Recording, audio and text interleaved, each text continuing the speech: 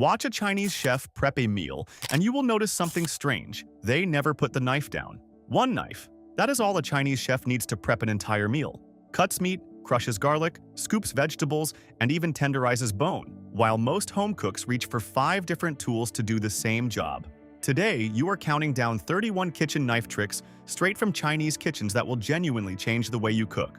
Stick around until the end, because number 1 is the single grip and stance system that makes every other trick on this list actually work. 31. The rock chop for garlic and ginger. Home cooks across Sichuan build entire meals around this single motion, using it dozens of times a day. You rest the tip of the cleaver's blade on the cutting board and keep it there, using your other hand to lift and lower the handle in a steady rocking motion over 3 cloves of garlic or a 2-inch knob of ginger. Most people lift the blade fully off the board with every cut, losing control of the pile in front of them. Keeping the tip anchored turns it into a fixed mechanical fulcrum, letting the blade travel through a consistent arc instead of drifting off angle. Within 20 seconds, garlic turns into a fine, even mince without a single stray chunk, uniform enough to melt into hot oil and release its aroma instantly. 30. The flat of the blade for smashing garlic. Most people reach for a garlic press the moment they need a clove crushed, then spend just as long cleaning out the mesh afterward. You lay the cleaver flat over a garlic clove, then strike the broadside once with the heel of your palm. That single strike ruptures the clove's papery skin instantly, since the sudden compressive force splits the thin outer layer from the denser flesh underneath. Cantonese kitchens have relied on this motion for generations, treating the cleaver as a multi-tool rather than a single-purpose blade. There is no separate gadget needed for a job the knife already handles. The skin peels away in one clean piece, exposing a clove already partially crushed and ready to release its full pungent aroma. 29. Bias cutting scallions for maximum surface area. You angle the blade at roughly 45 degrees against the scallion instead of cutting straight down, slicing through in one continuous motion. Most people chop scallions in flat, perpendicular rounds, missing an easy way to boost flavor before the pan even heats up.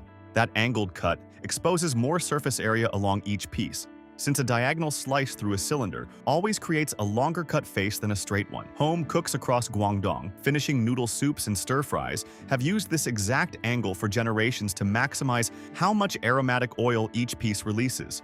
There is no extra time added, just a small shift in wrist angle. What lands in the wok releases its sharp, oniony aroma faster and more fully with every piece. 28. The claw grip for safe, fast slicing. Most people grip a vegetable with flat, extended fingers, leaving fingertips directly in the blade's path. You curl your fingertips under toward your palm, letting the flat side of the blade ride gently against your first knuckle as you slice.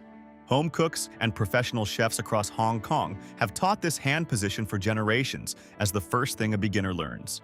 That curled position relies on proprioception, your sense of exactly where your knuckle sits without looking. So even a slip glances harmlessly off bone instead of cutting soft skin. Once the grip feels natural, your cutting speed increases, since your hand advances in confident steps instead of pausing after every stroke. The result is evenly sliced vegetables, cut clean and fast enough to keep pace with a hot wok. 27. Julienning ginger, paper thin, for garnish. You slice a 2-inch piece of ginger into thin rounds first, then stack 4 or 5 rounds at a time and cut straight down into hair-thin strips. Vendors across Chengdu preparing garnish for cold appetizer platters judge their knife skills by how fine and even these strips come out. Most people julienne ginger in one thick, unstacked pass, ending up with uneven strips that vary wildly in width. Stacking the rounds first evens out the friction the blade meets with every stroke, since resistance stays consistent layer to layer instead of shifting unpredictably. There is no need for a mandolin to get restaurant-level fineness. What lands on the plate is ginger so delicate and thread-like it nearly melts on the tongue, releasing a sharp, peppery bite. 26. The push cut for tofu that never crumbles. Sichuan Home cooks handling silken tofu.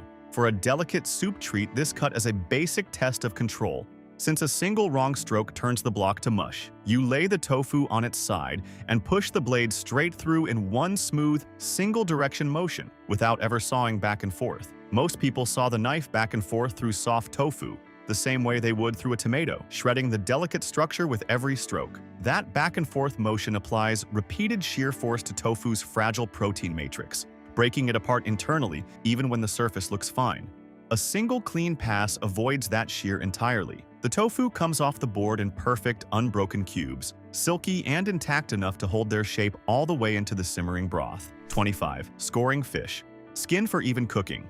You make 3 shallow diagonal cuts across the thickest part of a whole fish, angling the blade just deep enough to reach the flesh beneath the skin. Cantonese banquet chefs steaming whole fish for a table of guests rely on this cut to guarantee the fish finishes cooking at exactly the same time throughout. Most people leave a whole fish unscored, then wonder why the thin tail cooks through minutes before the thick body ever does. Those shallow cuts shorten the distance heat has to travel through thermal conduction, evening out the total cooking time across the entire fish. There is no need to guess or check the thickest part repeatedly with a fork. What comes off the steamer rack is a fish that is tender and evenly cooked from head to tail, with skin that stays glossy and intact. 24. The roll cut for eggplant and carrots. Most people slice long vegetables into flat, uniform rounds, missing an easy way to help a stir-fry cook faster and more evenly.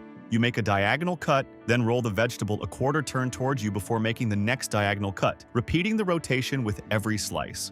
Home cooks across northern China preparing quick wok dishes have used this rolling motion for generations to get pieces with more exposed surface on every side. That rotating technique creates angled, asymmetrical pieces with a larger total surface area than flat rounds of the same volume, letting heat and sauce reach more of the vegetable at once.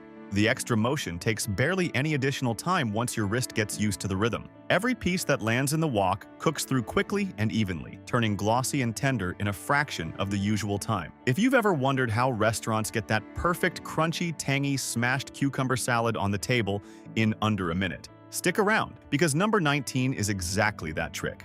23. Butterflying chicken breast for quick, even cooking home. Cooks across Shanghai, prepping chicken for a fast weeknight stir-fry, rely on this cut to shave real time off the stove without drying out the meat. You lay your free hand flat on top of the chicken breast, then slice horizontally through the thickest side, stopping just before cutting all the way through and open it like a book. Most people cook a thick chicken breast whole, leaving the center undercooked long after the outside has already turned tough and dry. Having the breast's thickness this way lets heat reach the center before the outer proteins finish undergoing denaturation, so the whole piece finishes cooking at the same time. There is no mallet needed, no plastic wrap, and no noisy pounding. The chicken comes off the board thin and even, ready to sear up golden and juicy in just a couple of minutes per side. 22. The knuckle guard for beginners. New cooks tend to keep their guiding hand relaxed and open, not realizing the blade doesn't care how casual their grip looks. You curl your fingertips inward so only the topmost knuckle faces the blade, letting the flat side of the cleaver brush lightly against that knuckle with every cut. This is the very first hand position taught to young cooks apprenticing in kitchens across Guangdong, treated as a non-negotiable habit before anything else is learned. That curled position keeps the blade running against solid bone instead of soft fingertip tissue, relying on the tactile feedback of the knuckle itself to sense the blade's position without looking down. Once this becomes automatic, your hands can move faster without any hesitation between cuts. The result is confident, rapid slicing with a level of safety that never has to be consciously thought about again. 21. Cutting against the grain for tender beef. Sichuan cooks. Preparing beef for a fast stir-fry treat. This single decision as the difference between tender meat and rubbery meat. You look for the direction the muscle fibers run along the cut, then angle your blade perpendicular to those lines before slicing thin strips. Most people slice beef in whatever direction is fastest, often cutting parallel to the fibers without ever checking which way they run. Cutting across those fibers shortens each individual sarcomere chain to a fraction of its original length, so your teeth only have to break through a tiny stretch of muscle fiber per bite instead of a long, tough one. There is no special equipment needed, just a 5-second glance at the meat before the first cut. What lands in the wok sears up fast and comes off the plate tender enough to cut with chopsticks alone. 20. The back of the blade for tenderizing meat. Most people reach for a meat mallet the moment a recipe calls for tenderizing, banging away loudly enough to wake the whole kitchen. You flip the cleaver over and use the dull spine, striking the surface of a tough cut repeatedly and short, even taps across the entire piece. That repeated dull impact physically disrupts the tough connective tissue running through the muscle, breaking it into smaller sections without tearing the meat's surface the way a sharp edge would. Home cooks across Sichuan preparing cheaper cuts of beef or pork for quick stir-fries have relied on this exact technique for generations instead of buying a separate mallet. The tapping takes under a minute and needs no extra tool sitting in a drawer. What results is meat that sears up noticeably more tender, with none of the tough resistance the same cut would have straight off the counter. 19. Smashing cucumbers for pai huang gua. Home cooks across Beijing making this cold cucumber salad for a hot summer afternoon judge it entirely on how well the dressing soaks into every bite. You lay the flat of the cleaver over a whole cucumber, then strike down firmly once with the heel of your palm, letting it crack open into rough, jagged pieces. Most people slice cucumbers into neat, uniform rounds, sealing the smooth skin shut and leaving almost no way for dressing to soak in. That single sharp strike shatters the cucumber's cell walls unevenly along irregular fracture lines, creating far more exposed surface area than a clean slice ever could. There is no need to salt and drain the cucumber first, the way some recipes suggest. What results is cucumber that is crisp, cracked, and ready to soak up garlic and vinegar dressing within minutes, turning tangy and refreshing all the way through. If you've ever wondered how chefs pull whole meat off a chicken carcass in one continuous piece without hacking it to shreds, keep watching, because number 17 is exactly that trick. 18. The pull cut for delicate herbs. Most people push a chef's knife straight down through cilantro and scallion greens the same way they would through a carrot, bruising the tender leaves with every stroke. You angle the blade slightly and drag it backward through a small bundle of herbs in one smooth pulling motion, letting the edge glide rather than press. Vendors across Chengdu finishing bowls of noodles with fresh herb garnish rely on this exact motion to keep every leaf looking bright and unbruised on the plate.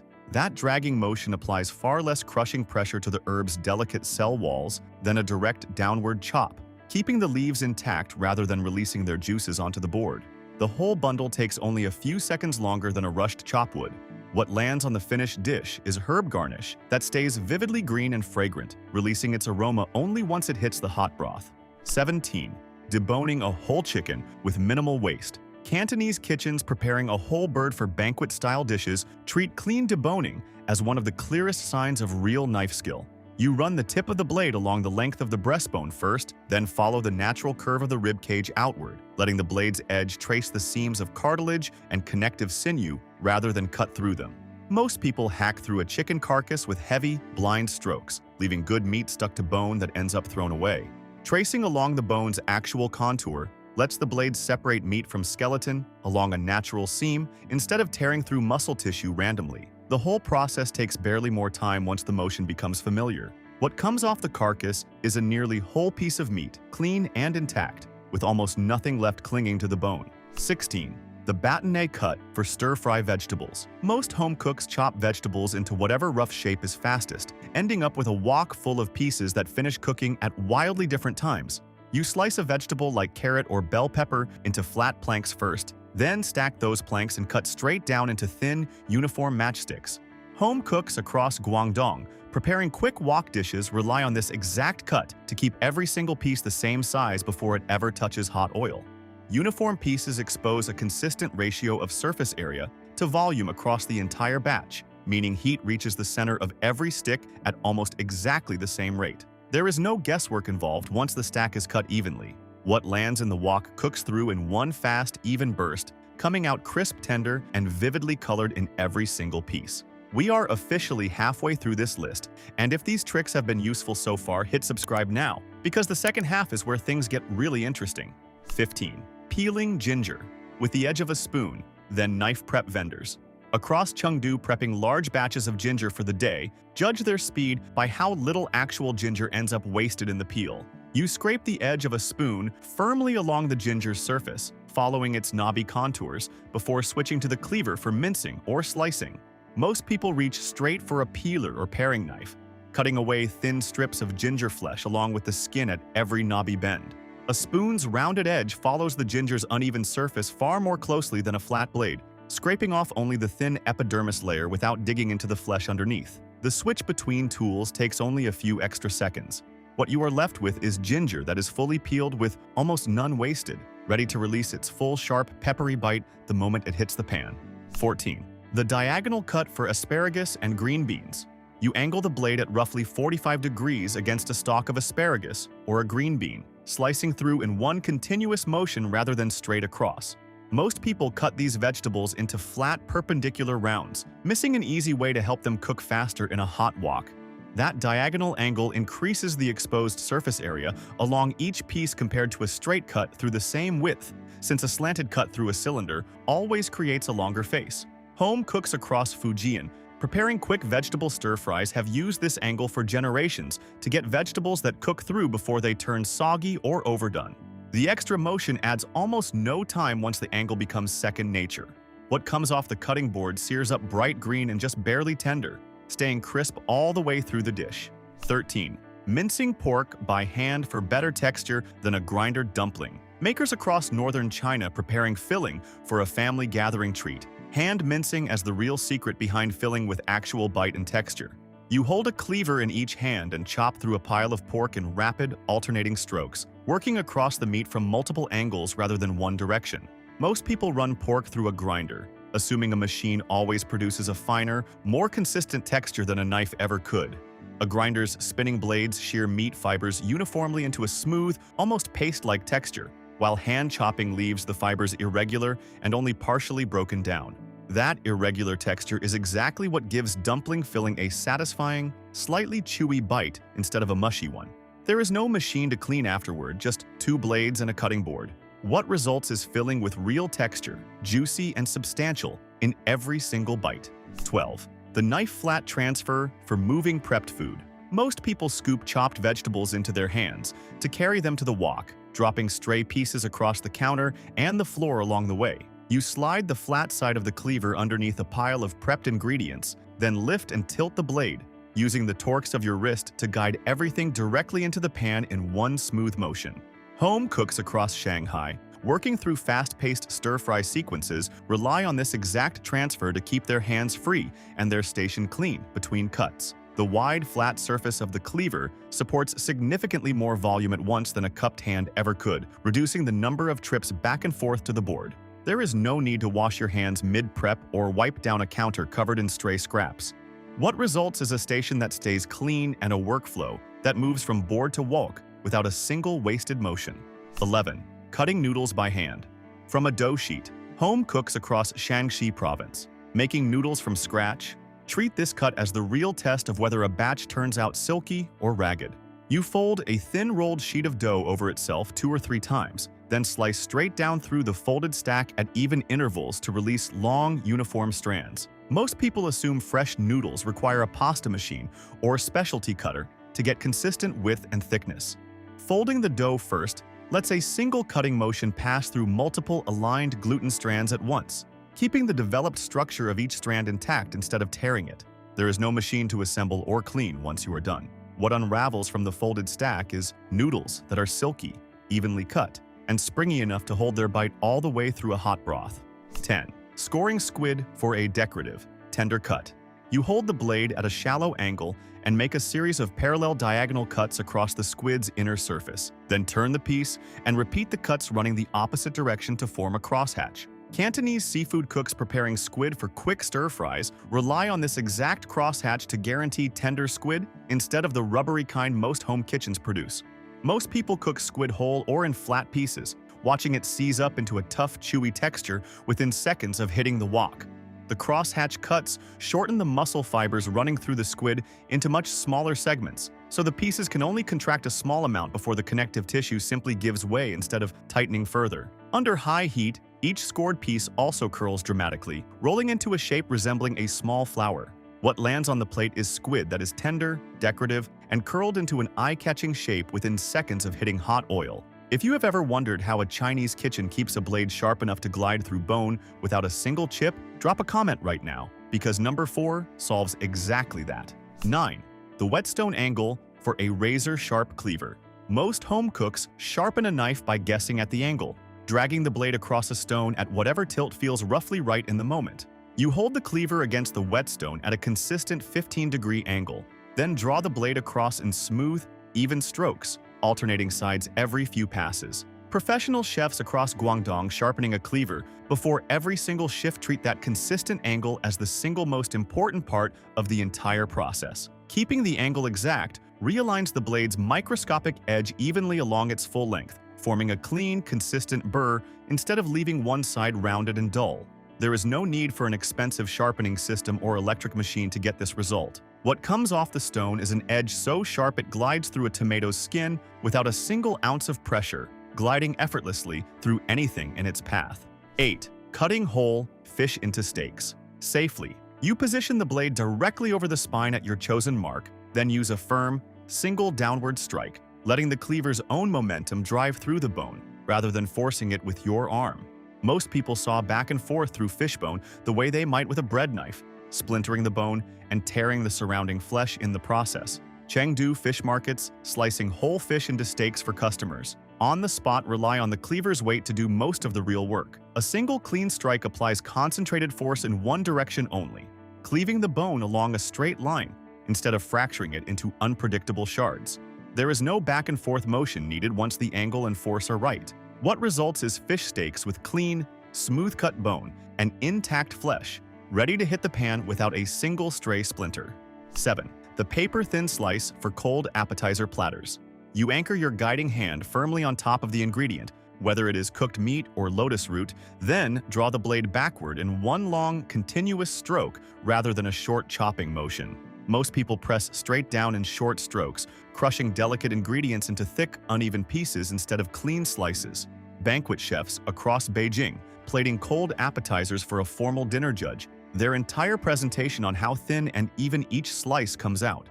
That long draw cut spreads the applied force across a greater length of the blade's edge, reducing the localized contact stress that would otherwise tear the fibers apart. There is no need for a meat slicer or specialty tool to achieve this. What lands on the platter is meat or lotus root sliced thin enough to see light through, glossy and delicate enough to melt on the tongue. 6. Mincing chili, without the burn. Street vendors across Sichuan handling chilies by the basketful rely on a simple habit to avoid the sting that stops most home cooks after a few peppers. You hold the chili steady with fingertips curled well back from the blade, running the cleaver through in quick, shallow strokes instead of pressing bare fingers onto the cut surface. Most people grip chilies flat, coating their fingertips in capsaicin oil with every cut. Capsaicin binds strongly to skin oils, which is exactly why it lingers and burns long after the chopping ends. Keeping fingertips off the cut surface limits how much oil transfers in the first place. There is no need for gloves or any special tool. What ends up on the board is finely minced chili, ready to release its fiery heat into hot oil without a single lingering sting on your hands. 5. The two-knife shred for cabbage. Most people shred cabbage with a single blade, working slowly through a whole head one stroke at a time. You hold one cleaver in each hand, alternating rapid, overlapping strokes across a stack of cabbage leaves, letting each blade fall right after the other. Home cooks across northern China preparing large batches for dumplings or stir-fries have used this two-handed rhythm for generations to cut prep time dramatically. Two blades striking in alternating rhythm cover twice the surface area in the same span of time, since neither hand pauses while the other works. There is no food processor to assemble or wash afterward. What results is a full pile of finely shredded cabbage in under a minute, crisp and evenly cut all the way through. 4. Cutting through bone without dulling the blade. Chengdu butchers breaking down cuts for the day's orders treat clean bone cuts as a basic mark of skill, since a chipped blade slows down an entire shift. You position the cleaver's edge over the joint or thinnest section of bone, then drive straight down in one firm, committed strike, using the blade's full weight rather than a hesitant tap. Most people strike bone lightly, then follow with several weak chops when the first fails to get through. A single confident strike converts the blade's kinetic energy into one clean moment of impact, while repeated weak strikes chip the edge little by little. There is no need to hack repeatedly at the same spot. What results is bone split cleanly in one motion, with an edge that stays smooth instead of chipped and jagged. Now, these last 3 are the most powerful tricks on this entire list. If you remember nothing else from today, remember these. 3. The fan cut for cucumber garnish. Most people slice cucumber into flat, disconnected rounds, missing an easy way to add visual interest. You make thin parallel cuts along most of the cucumber's length, stopping just short of slicing all the way through, then gently fan the slices outward from the intact end. Banquet chefs across Guangdong plating a formal dinner treat this cut as one of the simplest ways to turn a plain cucumber into something worth photographing. Leaving that small strip of flesh uncut relies on the tensile strength of the fibers left behind, holding every slice together at one shared hinge point, instead of letting the piece fall apart. The technique takes only seconds longer than a regular slice. What lands on the plate is cucumber fanned open into a bright, glossy display that looks far more elaborate than the effort it took. 2. Maintaining one knife for every task. Most people assume specific tasks demand specific specialized knives, filling a drawer with blades that mostly sit unused. You use the same cleaver for mincing garlic, slicing meat, crushing spices, and splitting bone, switching only your grip and the angle of the blade rather than reaching for a different tool. Home cooks across Sichuan and Guangdong have built entire kitchens around a single blade for generations, treating a full Western knife block as an unnecessary luxury. A single blade with a broad, heavy design can flex between delicate slicing and forceful chopping just by shifting the center of mass along the edge, something a narrow chef's knife cannot replicate. There is no need to learn 10 blades or maintain a block. What results is a kitchen that runs efficiently off one sharp, versatile tool, fast and uncluttered from start to finish. 1. The complete grip and stance system that ties it all together. Chefs across Sichuan, Guangdong, and Shanghai, 3 regions with completely different culinary traditions, all rely on the exact same underlying stance once a cleaver enters their hand. They never treat grip as an afterthought. They treat it as the foundation everything else is built on.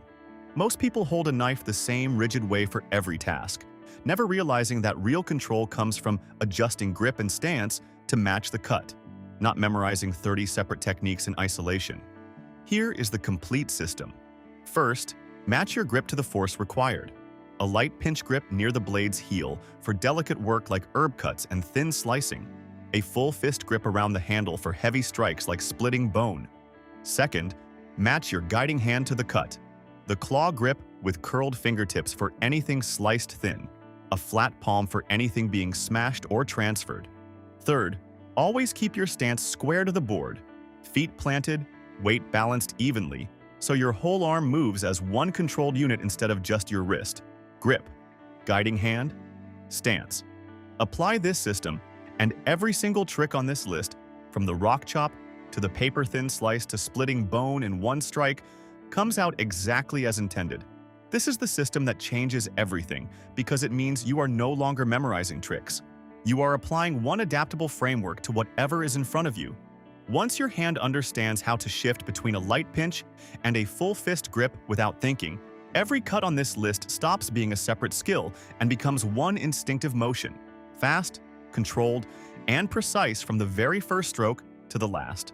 Our mission on this channel is simple. We dig up the real techniques Chinese cooks have trusted for generations and break them down so you can bring them into your own kitchen without guesswork. If any one of these 31 tricks earns a spot in your daily prep, hit that like button, subscribe, and turn on the notification bell so you never miss another guide like this one. We have got more coming your way, from the hidden techniques behind Cantonese wok cooking to 33 clever dumpling folding tricks passed down through generations of home cooks. Stay sharp, stay precise, and keep that blade working overtime, because the best kitchen skills are usually the ones nobody bothered to teach you. Drop a comment below with the one knife trick from this list you are trying first, and let us see which number wins.